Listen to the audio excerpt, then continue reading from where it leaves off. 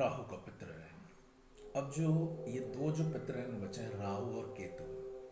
राहु और केतु फिजिकल ग्रह नहीं है जो हम सब जानते हैं, लेकिन ये आपकी कुंडली को आई थिंक बैलेंसिंग, जिन्होंने भी राहु और केतु को ज्योतिष में इन्वेंट किया है, उन्होंने ये समझे ना कि दो चीज़ें हमें ऐसी दी जो हमारे कुंडली के बारे में सब कुछ बता देती है।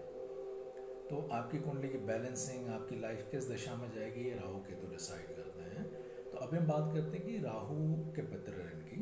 कुंडली में राहु का पक्का घर 12वां घर माना गया है, और राहु के जो पक्के दुश्मन है वो सूर्य, शुक्र और मंगल माने गए हैं। तो जब भी आपके, अब आप समझ में गए होंगे कि जब भी 12वें घर के अंदर सूर्य के पक्के दुश्मन आकर के बैठ जाएंगे, तो सूर्य, शुक्र और मंगल आकर के बैठ जाएंगे, तो राहु का पितृऋण बनता है।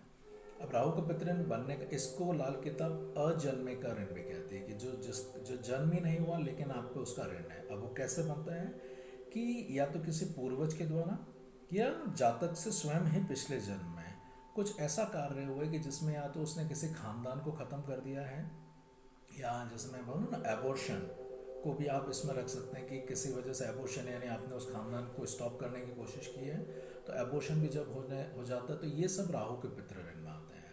और जब भी कुंडली में राहु का पितृऋण बनता था, आप सोच लीजिए राहु जो ग्रह जिनके नाम से ही हम डरते हैं, तो अगर किसी कुंडली में राहु का पितृऋण बनेगा, तो उसके कुंडली में आप समझिए ना, जब हम आजकल नहीं ब्लैक मैजिक इंटरनेट पे बहुत चल रहा है, तो ये सारी चीज़ें उनके जीवन में घटित होने लग जाती है।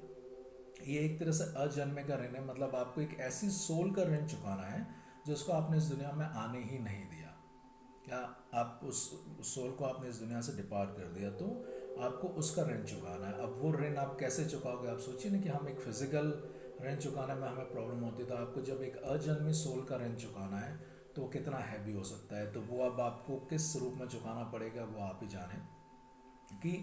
और दूसरा जो है कि जब भी राहु का पितृऋण कुंडली में आ जाता है, तो फिर आप सोचिए ना कि जो चीज़ें आपने सोची भी नहीं है जीवन में, वो सारी चीज़ें होने लग जाती है।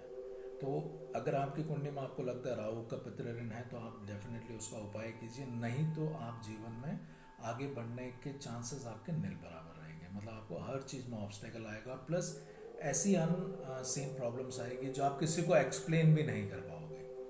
तो ये राहु के पितृऋण से होता है।